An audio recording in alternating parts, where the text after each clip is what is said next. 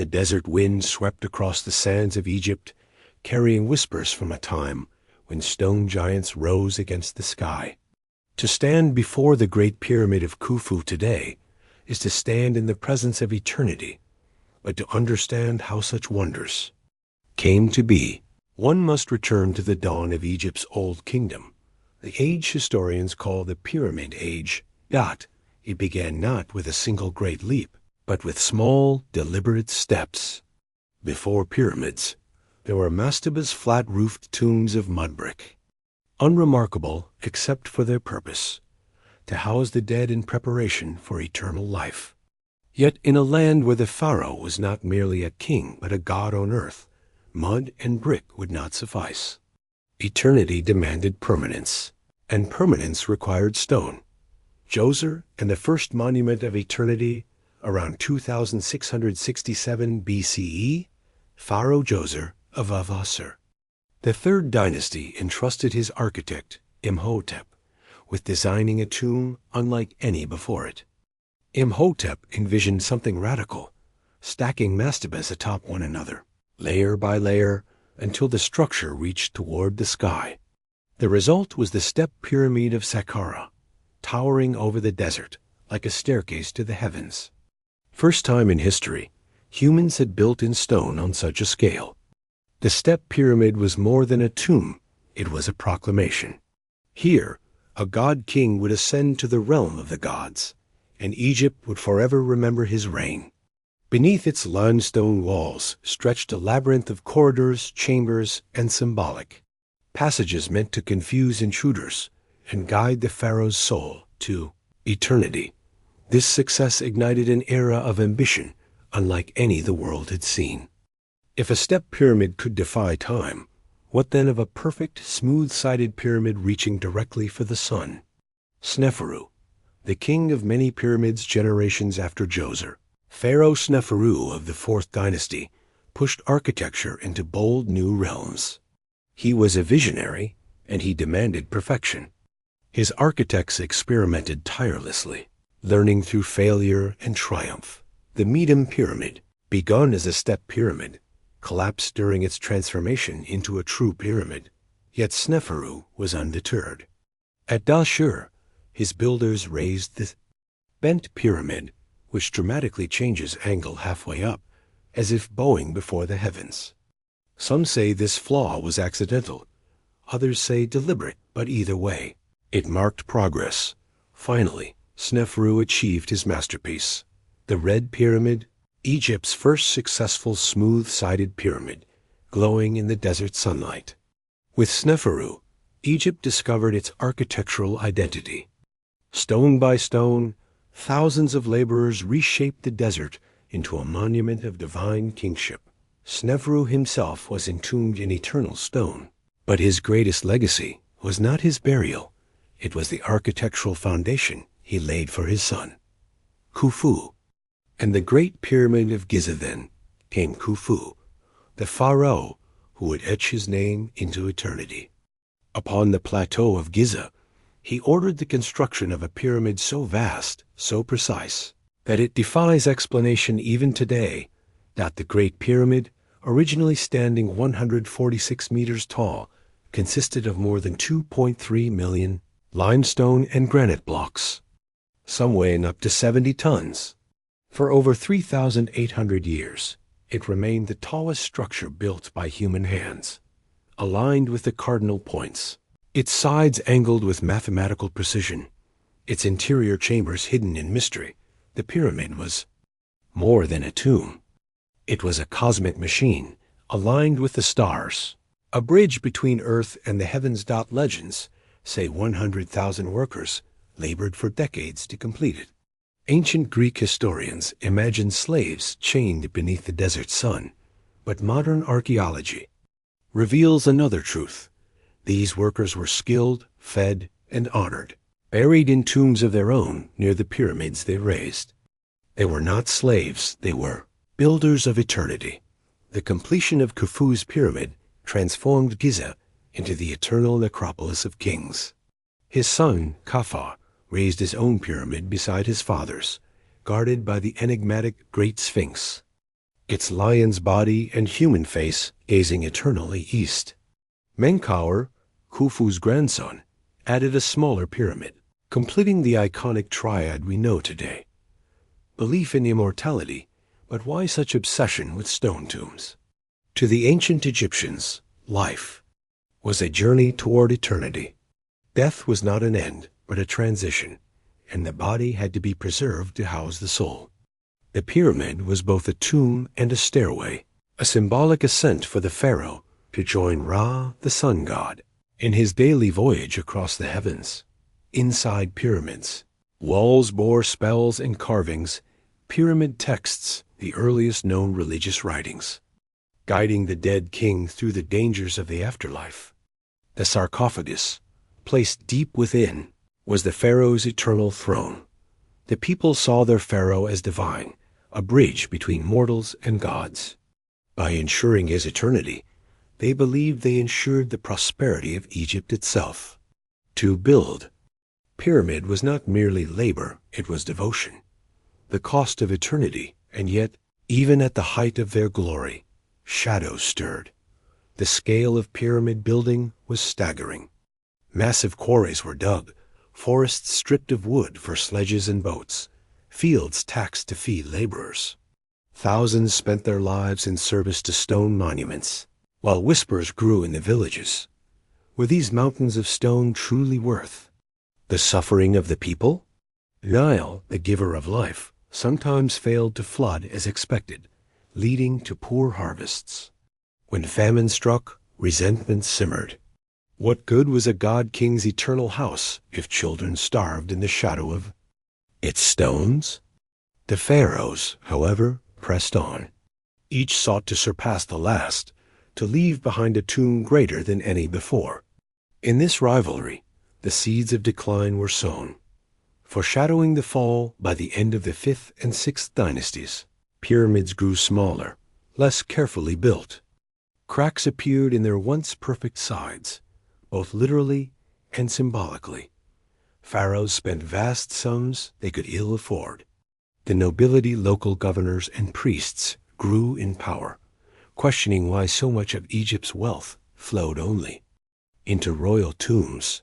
Even as pyramids glittered in sunlight, Egypt's foundation trembled. The Pyramid Age was not eternal. It was a candle that burned too brightly, consuming its own fuel.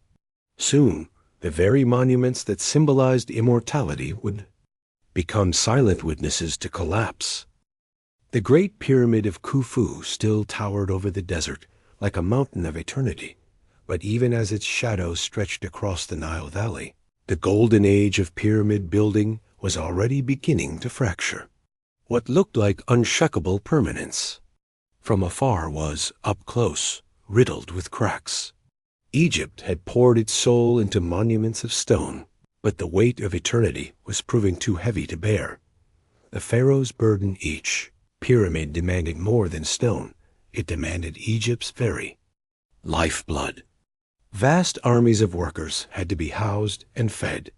Stone quarries devoured landscapes, copper chisels wore down, and caravans of timber were dragged from distant lands to move blocks. The state could no longer rely on voluntary labor fueled by devotion. More and more, people were compelled to leave their farms and join construction crews. Fields lay neglected. Harvests shrank. Taxes rose to unbearable levels. The pharaoh's divine image remained outwardly unshaken, but in reality, even kings struggled to sustain such projects.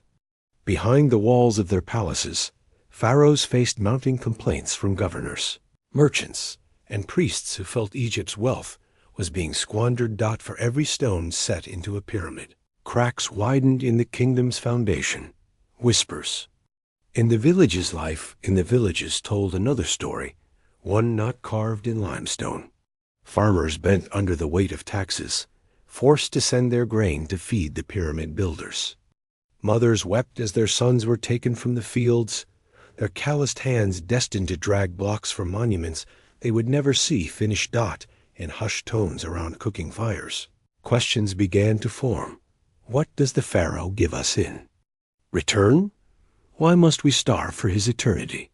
These whispers were dangerous. For centuries, Egyptians had revered the pharaoh as a god. To question him was to question the very order of the universe map, the balance of existence. Yet hunger sharpens the tongue, and famine loosens the grip of fear, though no rebellion yet shook the land.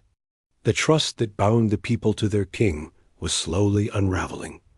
The gods questioned, the priests, once keepers of divine knowledge, found themselves thrust into greater power as people sought answers. When the Nile failed to flood as expected, famine followed. Drought spread like a curse. The people turned to temples, demanding rituals to appease the gods, but sacrifices grew more elaborate, ceremonies more desperate. The more the priests demanded, the more the people began to wonder. Were the gods angry because of the pyramids? Did Egypt's obsession with eternal stone anger the divine order? The pyramid texts carved in the tombs were supposed to guarantee safe passage for the pharaoh's soul. Yet outside, commoners starved in the dust. The contradiction gnawed at Egypt's faith. A subtle shift began. Ordinary Egyptians sought personal amulets, charms, and prayers of their own. Instead of relying entirely on the pharaoh's divine protection, they reached for their own pathways to the gods. It was the earliest sign of a revolution in belief, one that chipped away at the pharaoh's sacred role.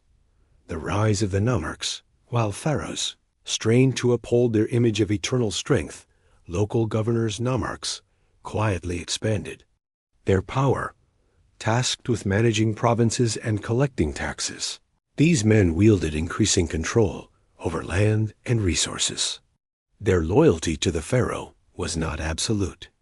When famine struck, they often favored their own people over royal demands.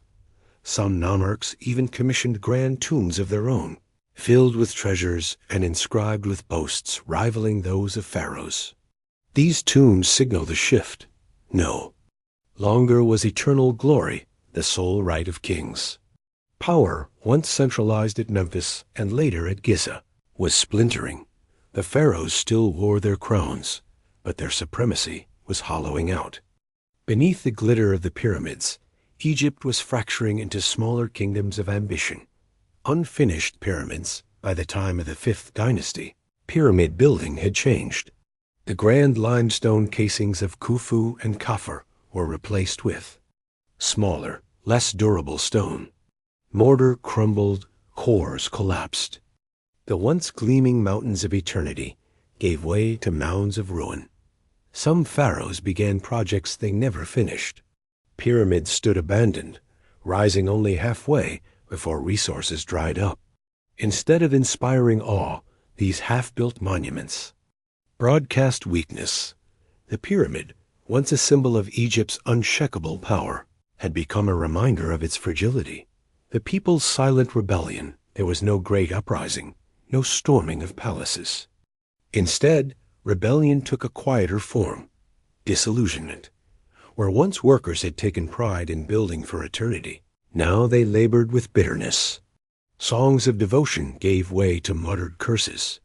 The Nile's rhythm, the harvest cycle, and the pharaoh's demands no longer felt like parts of a sacred order. They felt like chains. Villages that once sent their sons willingly to Giza now hid them.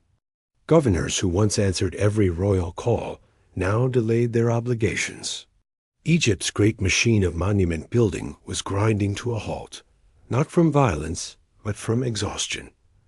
Ominous signs by the reign of Pepi II, the cracks could no longer be ignored. Having ruled for over 90 years, he was a child king who grew into a weary old man. His reign saw Egypt's resources stretched beyond recovery. In his final years, pyramids shrank to pitiful sizes, little more than stone heaps. His officials grew corrupt, siphoning wealth while villages starved. Nomarchs became petty kings, carving out their own realms while Pharaoh's decrees lost weight. When Pepi II died, the kingdom he left behind was but a shadow of its former glory. Egypt was no longer united in purpose. It was a land of divided loyalties, famine, and despair. Foreshadowing the collapse, the cracks in eternity were no longer hidden, they were gaping wounds. The pyramids still stood tall against the desert sun, but they were monuments of a past Egypt could no longer afford. The grand vision of eternal stone had consumed its creators. Already, the whispers grew louder. Perhaps the gods have turned their backs. Perhaps the age of pyramids was never meant to last. What followed would prove them right. Egypt was about to descend into its first dark age. The monuments of eternity would stand silent as famine, chaos, and civil war swept across the land. The Pyramid Age was ending, not with a crash of stone, but with the slow, steady erosion of faith, power, and unity. The sun still rose over the Nile, its golden light washing across the pyramids, but Egypt was no longer the same kingdom that had raised them. The towering monuments of Khufu, Khafre, and Menkaure stood as eternal reminders of former glory. Yet, around them, the land was breaking apart. By the end of the 6th dynasty, the dream of eternity had dissolved into famine, corruption, and chaos. The Pyramid Age was collapsing, and with it, the divine authority of kings. Collapse of the central power for centuries. The pharaoh had been the beating heart of Egypt, his word law, his will divine. But now, that central power was dissolving. Nomarchs, the governors of Egypt's provinces, grew stronger with each passing year. Where once they had been servants of the crown, now they ruled their territories like independent kings. Their tombs rivaled the grandeur of royal monuments, their inscriptions boasting of generosity and power once reserved only for pharaohs. Egypt, once united under a single god-king, was fragmenting into a patchwork of petty kingdoms. Pharaoh's decrees reached fewer ears, and his taxes fewer hands. The center could no longer hold. Nature turns hostile. Worse still, the land itself seemed to rebel. The Nile, lifeblood of Egypt, betrayed its people. For generations it had flooded with predictable rhythm, leaving behind rich black silt for farming. But now the floods faltered. One year, the waters rose too low. Crops withered in parched fields. The next year, it happened again. And again. Records carved in stone tell of famine so severe that villages were abandoned, families torn apart. Starvation gripped the kingdom. People gnawed on leather, bark, even each other, desperate to survive. The very soil that had sustained Egypt's greatness now mocked its people with barrenness to the starving peasants. The message was clear. The gods had turned away. The great famine archaeological remains from this period speak in silence. Skeletal bodies with signs of malnutrition, mum-as graves near settlements, and written laments preserved on papyrus. In one chilling text known as the Epure Papyrus, a scribe described a land upside down. The river is dry. The storehouses are empty. The great no longer rule the land. Every man is an enemy to his brother. The famine was not a single season of hardship, but a long, unrelenting catastrophe that stretched across decades. The pharaoh, once the guarantor of plenty, now seemed powerless. What good were stone pyramids when stomachs were empty? The monuments of eternity stood gleaming in the desert sun, but at their base, the people lay starving. The breaking of faith, once Egypt's strongest foundation, cracked under the strain. For centuries, Egyptians had believed that the pharaoh alone could uphold the divine balance of the universe. But famine, drought, and corruption proved otherwise. The sacred aura of the king faded. No longer did the people look to the pharaoh for salvation. Instead, they sought their own paths to the gods. Amulets, charms, and personal prayers became common. For the first time, ordinary Egyptians believed they too could reach the divine without royal intercession. This quiet revolution shook the religious order. The pyramid, once the sole stairway to heaven reserved for pharaohs, was no longer enough. People began to believe that eternal life was not the privilege of kings alone. It was a possibility for all. The very idea that had sustained pyramid building for centuries, that the pharaoh's immortality guaranteed Egypt's survival, was gone. Corruption in the court. As famine spread, Egypt's leaders turned to greed. Officials demanded bribes to release grain. Priests hoarded temple offerings, while the poor starved outside their gates. Governors carved out small kingdoms, hoarding food for their own provinces, instead of sending it to Memphis. Even within the royal court, loyalty was bought and sold. Pepi II, the last great ruler of the 6th dynasty, lived so long, over 90 years, that his reign became a curse. He outlived his heirs, leaving the throne vulnerable to rival claims. In his old age, he no longer commanded respect.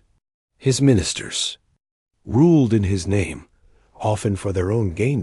By the time Pepi II finally died, Egypt was fractured beyond repair. Civil war and chaos. The land fell into the first intermediate period, Egypt's first dark age. Civil wars erupted as nomarchs clashed for dominance. Provinces that had once sent grain to Memphis now hoarded it for themselves. Cities fortified their walls, preparing for raids not from foreign invaders, but from their fellow Egyptians. Nile Valley, once unified under a single crown, had become a battleground of rival lords.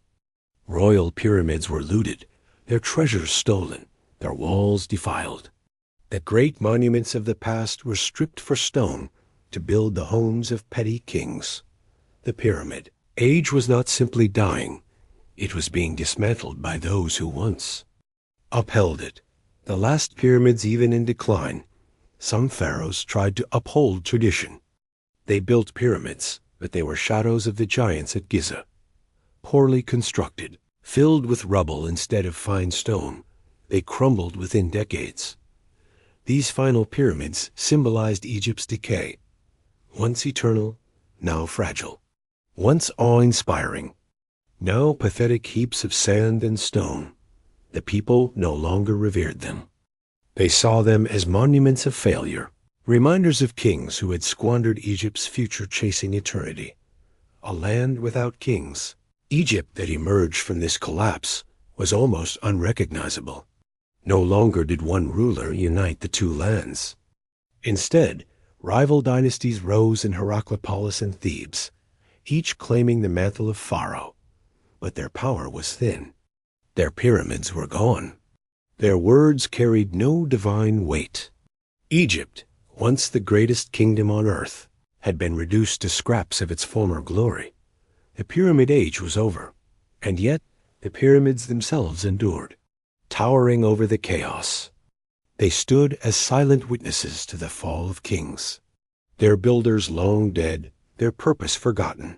They became mysteries waiting for future generations to ponder, foreshadowing the rediscovery. As centuries passed, sands crept over the fallen, pyramids hiding them from sight. The chaos of Egypt's first intermediate period eventually gave way to rebirth in the Middle Kingdom.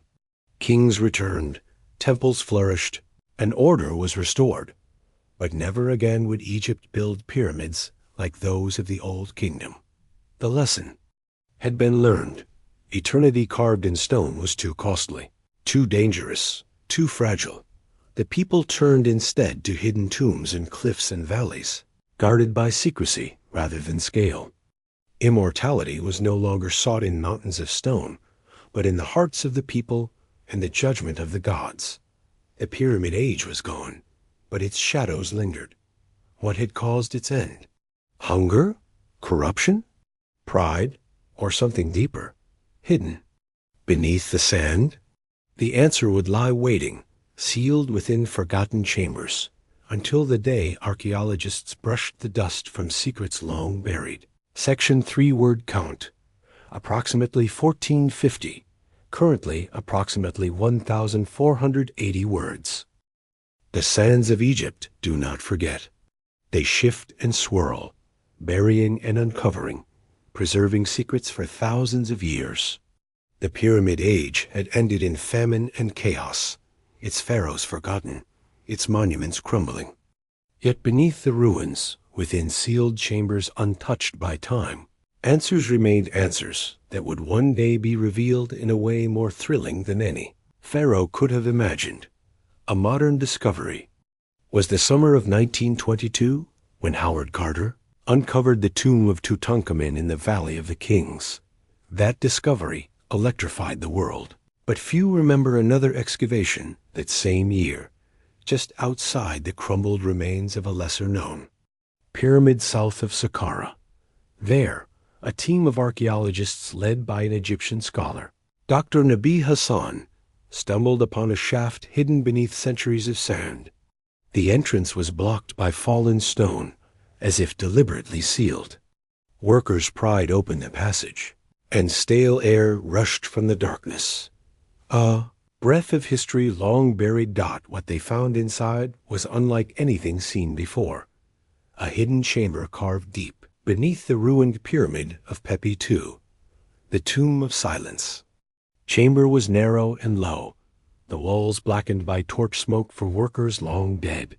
At its center lay a plain stone sarcophagus, but it was the inscriptions on the walls that drew gasps. They were not the familiar pyramid texts of divine journeys and prayers. These writings were different, desperate, almost confessional.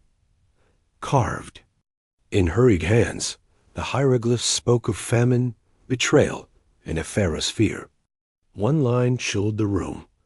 I sought eternity in stone, but the gods struck down my kingdom. They demanded balance, and I gave them only pride.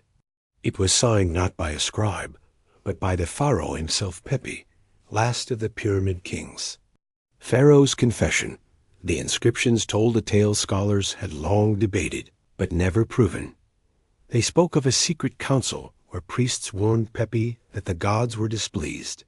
Egypt had sacrificed too much to stone, draining its people, corrupting its spirit. They urged him to end pyramid building, to honor the gods through humility instead of monuments. But Pepi refused. Terrified that without a pyramid his soul would vanish, he demanded yet another monument, smaller but still a pyramid, to preserve his immortality. The priests relented, but with a price.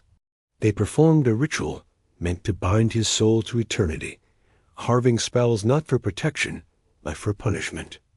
The inscriptions suggested that the famine, the failed Nile floods, and the kingdom's collapse were not mere coincidence, but divine retribution for the pharaoh's arrogance.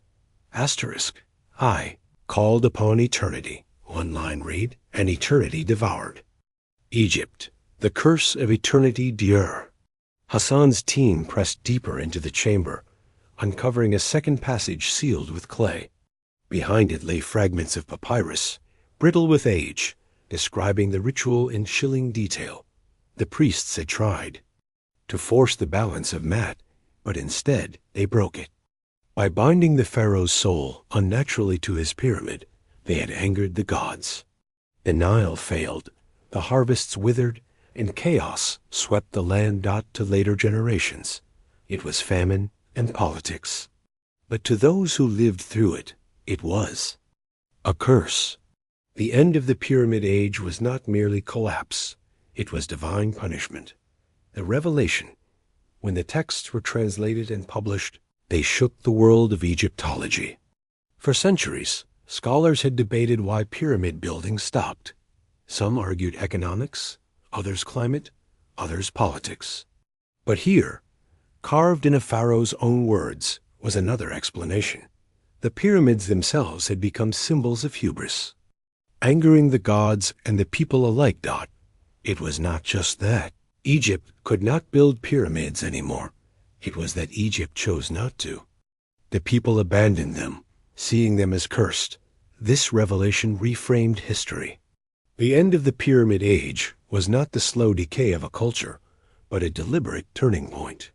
Egyptians had looked at their own monuments, once symbols of glory, and decided they had brought ruin. The pyramid was no longer a stairway to heaven. It was a tomb for a kingdom, A storm over the dig.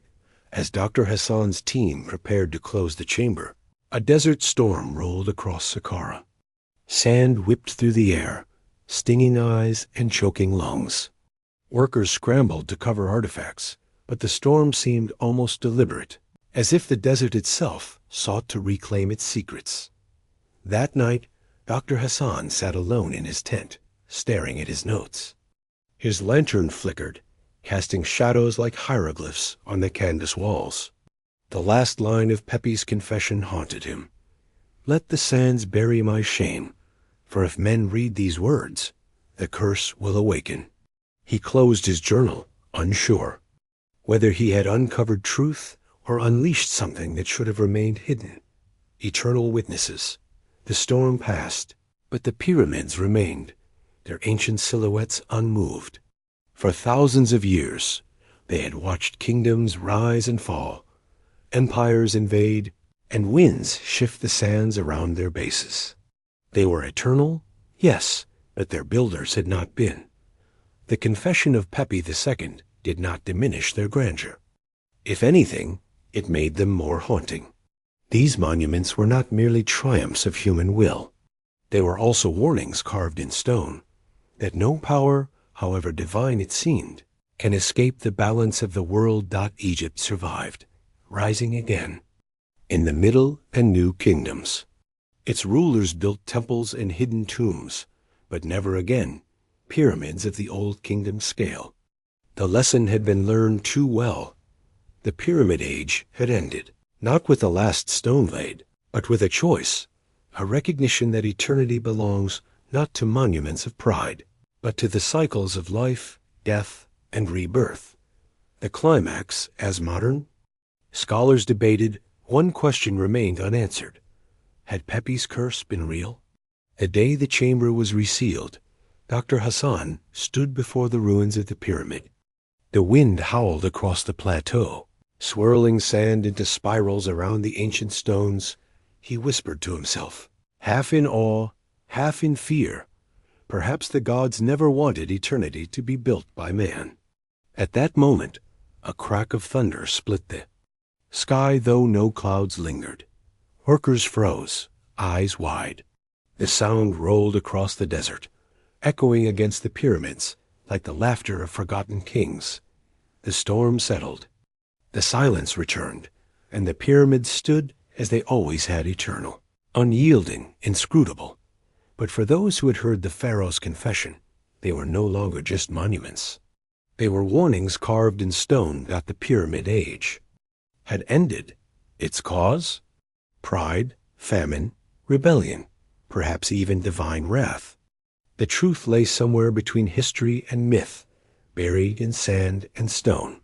And yet, as the sun set behind the pyramids, painting them in gold and shadow, one truth remained undeniable. Egypt had sought eternity, and in doing so had nearly destroyed itself. The pyramids still stood, eternal witnesses not to the immortality of kings, but to the mortality of kingdoms.